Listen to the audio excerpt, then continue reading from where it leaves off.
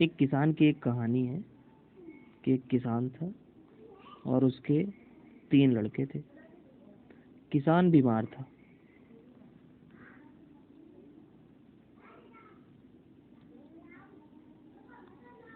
बीमार था और हो सकता है उसकी मृत्यु हो जाती। उसके पास एक त्रिभुजाकार खेत था।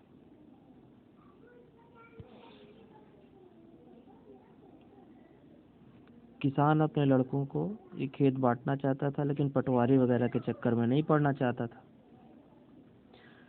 अब उसने कहा लड़कों से कि तुम लोग आपस में इसे बांट लो और किसी पटवारी के चक्कर में मत पड़ना।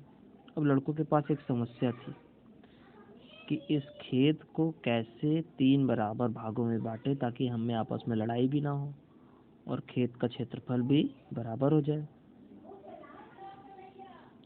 उन लड़कों ने बहुत दिमाग लगाया और फिर एक नतीजे पर पहुंचे कि हम लोग किसी गणितज्ञ के पास जाते हैं।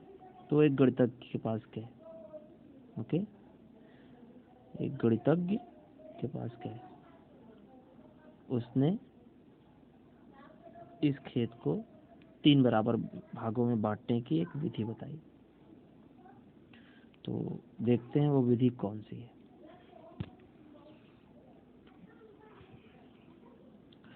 अगर हम किसी त्रिभुज जैसा कि दिया हुआ है ABC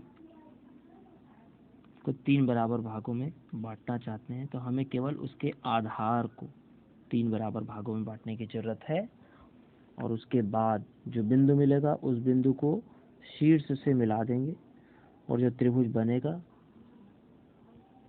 बनेंगे छोटे छोटे, उन सभी के क्षेत्रफल आपस में बराबर होंगे। कैसे, उसको देख लेते हैं। आपको पता होगा कि त्रिभुज का क्षेत्रफल होता है त्रिभुज का क्षेत्रफल का सूत्र।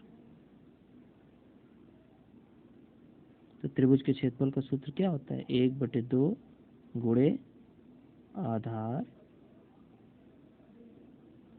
गुणे ऊंचाई।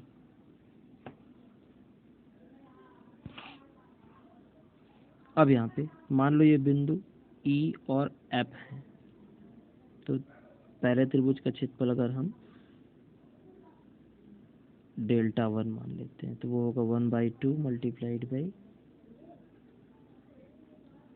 BE मल्टीप्लाइड बाई H, जो कि कॉमन हाइट है। सभी के लिए हाइट समान होगी क्योंकि हाइट हमेशा अल्टीट्यूड होता है परपेंडिकुलर। Δ2 निकालेंगे तो 1/2 multiplied by EF multiplied by H और Δ3 निकालेंगे तो होगा 1/2 multiplied by FC multiplied by H। अब हमें पता है, क्या पता है कि BE is equal to EF is equal to FC। अब इनको हम उन तीनों इक्वेशंस में रखें तो हमें पता चलता है Δ1 is equal to Δ2 is equal to Δ3। और इस तरह से किसान के बच्चों ने गणितज्ञ की सहायता से खेत को 3 बराबर भागों में बांट लिया और इस तरह से वो खेत बट गया। तो ये थी आज की एक कहानी जो कि गणित सिखाती है।